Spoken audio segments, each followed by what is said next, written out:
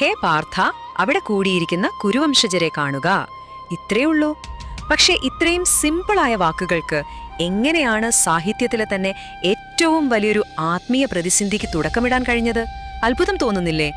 ശരി, നമുക്കിതിന്റെ ഉള്ളിലേക്കൊന്ന് ഇറങ്ങിച്ചെല്ലാം. അപ്പൊ നമ്മൾ നേരെ പോകുന്നത് കുരുക്ഷേത്ര യുദ്ധഭൂമിയിലേക്കാണ്. ഒന്ന് സങ്കല്പിച്ചു നോക്കൂ. ചരിത്രത്തിലെ ഏറ്റവും വലിയ 2 സൈന്യങ്ങൾ നേർക്കുനേർ നിൽക്കുകയാണ്. യുദ്ധം തുടങ്ങാൻ ഇനി നിമിഷങ്ങൾ മാത്രം.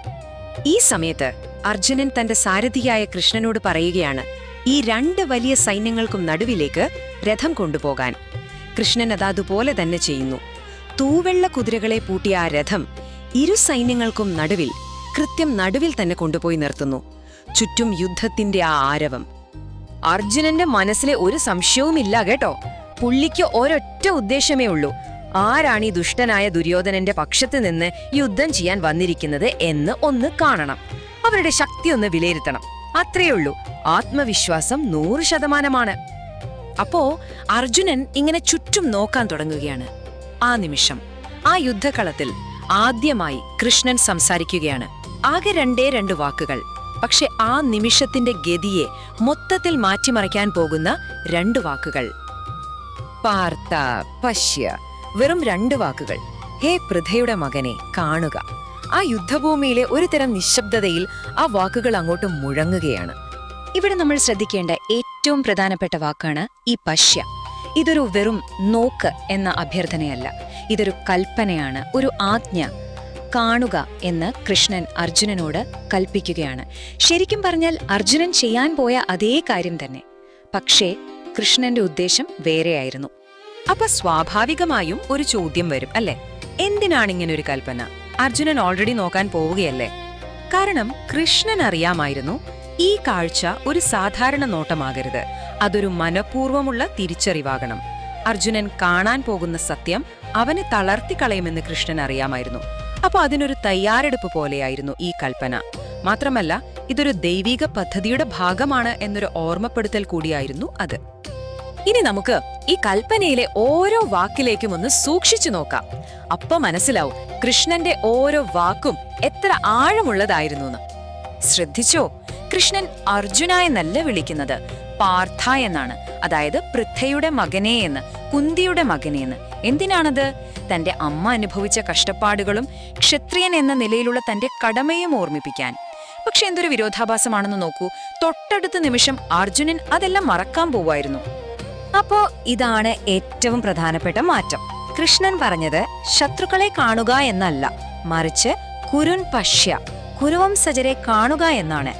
ആ ഒരൊറ്റ വാക്കുകൊണ്ട് ആ യുദ്ധത്തിന്റെ സ്വഭാവം അങ്ങ് മാറി. അതൊരു ശത്രുവിനെതിരായ പോരാട്ടം അല്ലാതായി. സ്വന്തം കുടുംബക്കാർക്കെതിരായ ഒരു ദാരുണമായ ആഭ്യന്തര യുദ്ധമായി മാറി. ഈ ഒരു പുതിയ കാഴ്ചപ്പാടോടുകൂടിയ നോട്ടം അർജുനനെ തകർത്തു കളഞ്ഞു. മാനസികമായും വൈകാരികമായും അയാൾ തളർന്നുപോയി. കൃഷ്ണൻ രഥം നിർത്തിയതിനൊരു കാരണമുണ്ടായിരുന്നു. അത് വെറുതെ എവിടെയെങ്കിലും കൊണ്ടേ നിർത്തിയതല്ല. അർജുനൻ ഏറ്റവും കൂടുതൽ സ്നേഹിക്കുകയും ബഹുമാനിക്കുകയും ചെയ്യുന്ന 2 പേർ, ഭീഷ്മർ തന്റെ മുത്തച്ഛൻ, ദ്രോണർ തന്റെ ഗുരു, അവരുടെ നേരെ മുന്നിലാണ് രഥം നിർത്തിയത്. ഈ യുദ്ധം എത്രത്തോളം വ്യക്തിപരമാണെന്ന് അവനെ ബോധ്യപ്പെടുത്താൻ വേണ്ടിയായിരുന്നു അത്. അവിടെ ഭീഷ്മരും ദ്രോണരും മാത്രമല്ലല്ലോ. അവൻ ചുറ്റും നോക്കിയപ്പോൾ കണ്ടത് ആരെയൊക്കെയാണ്? സുഹൃത്തുക്കൾ, ബന്ധുക്കൾ, രാജ്യത്തിന്റെ പല ഭാഗത്തു നിന്നും വന്നിട്ടുള്ള രാജാക്കന്മാർ.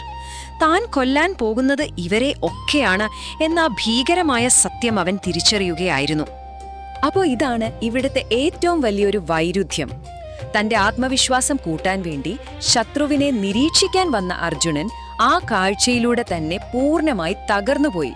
അവന്റെ നിരീക്ഷണം ഒരു വിലാപമായി മാറി. കൃഷ്ണൻ ഇത് കൃത്യമായി അറിയാമായിരുന്നു, ഇത് സംഭവിക്കുമെന്ന്. അപ്പോ അർജുനന്റെ ഈ തകർച്ച, ഈ പ്രതിസന്ധി, അത് തന്നെയാണ് ഗീതയിലെ ആദ്യത്തെയും ഏറ്റവും അടിസ്ഥാനപരവുമായ പാഠം. എന്താണ് ആ പാഠം? വ്യക്തമായി കാണുക എന്ന പാഠം. ആ നോട്ടത്തിലുണ്ടായ ഒരു മാറ്റം, അതാണ് എല്ലാത്തിനും തുടക്കമിട്ടത്. ഒന്ന് നോക്കൂ, ആ മാറ്റം എത്ര വലുതാണെന്ന്. അർജുനൻ കാണാൻ ആഗ്രഹിച്ചത് ശത്രുക്കളെയാണ്, എന്നാൽ കൃഷ്ണൻ അവനെ കാണിച്ചത് സ്വന്തം കുടുംബത്തെയാണ്. അവൻ കാണാൻ വന്നത് വെറും ലക്ഷ്യങ്ങളെ, പക്ഷെ കണ്ടതോ തന്നെ പഠിപ്പിച്ച ഗുരുക്കന്മാരെ. എതിരാളികളെ കാണാൻ വന്നവൻ കണ്ടത് സ്വന്തം ബന്ധുക്കളെയാണ്. ഇതാണ് ഗീതയിലെ ആദ്യ പാഠത്തിന്റെ കാതൽ. അതായത് ഇവിടെ കാണുക എന്നത് വെറും ഒരു പ്രവൃത്തിയല്ല, അതൊരു ആത്മീയ സാധനയായി മാറുകയാണ്. ജ്ഞാനത്തിലേക്കുള്ള വഴി തുടങ്ങുന്നത് അവിടെ നിന്നാണ്. 1. കാണാൻ നമ്മളോട് ആരെങ്കിലും കൽപ്പിക്കണം. 2. യഥാർത്ഥത്തിൽ എന്താണോ മുന്നിലുള്ളത് അതിനെ കാണണം. 3. ആ സത്യം എത്ര വേദനിപ്പിക്കുന്നതാണെങ്കിലും അതിനെ നേരിടണം. അപ്പോഴേ 4ാമത്തെ പടിയായ മാറ്റം അല്ലെങ്കിൽ പരിവർത്തനം സംഭവിക്കുകയുള്ളൂ. ഈ പാഠത്തിന് ഇന്നും പ്രസക്തിയുണ്ടല്ലേ? ഇത് നമുക്ക് എല്ലാവർക്കും വേണ്ടിയുള്ളതാണ്. നമ്മുടെ ജീവിതത്തിലെ പ്രശ്നങ്ങളെ നോക്കുമ്പോൾ നമ്മൾ കാണാൻ ആഗ്രഹിക്കുന്നത് മാത്രമല്ല, യഥാർത്ഥത്തിൽ എന്താണ് മുന്നിലുള്ളതെന്ന് കാണാൻ ശ്രമിക്കുക.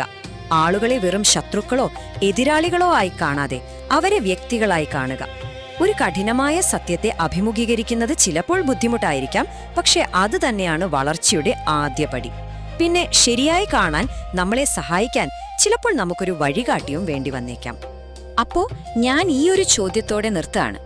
നിങ്ങളുടെ ജീവിതത്തിൽ നിങ്ങൾ അഭിമുഖീകരിക്കേണ്ടി വരുന്നവരെ നോക്കുമ്പോൾ നിങ്ങൾ എന്താണ് കാണുന്നത്? വെറും ശത്രുക്കളെയോ എതിരാളികളെയോ, അതോ അവരുടേതായ കഥകളും ബന്ധങ്ങളുമുള്ള മനുഷ്യരെയാണോ? ഓർക്കുക, കൃഷ്ണൻ അർജുനനെ ശത്രുക്കളെ കാണാൻ അനുവദിച്ചില്ല, അവരെ കുടുംബമായി കാണാൻ നിർബന്ധിച്ചു. ഈ ഒരു ചിന്ത നിങ്ങൾക്കായി വിട്ടുതരുന്നു. നമുക്ക് വീണ്ടും കാണാം. വീഡിയോ ഇഷ്ടപ്പെട്ടെങ്കിൽ ചാനൽ സബ്സ്ക്രൈബ് ചെയ്യാൻ മറക്കല്ലേ.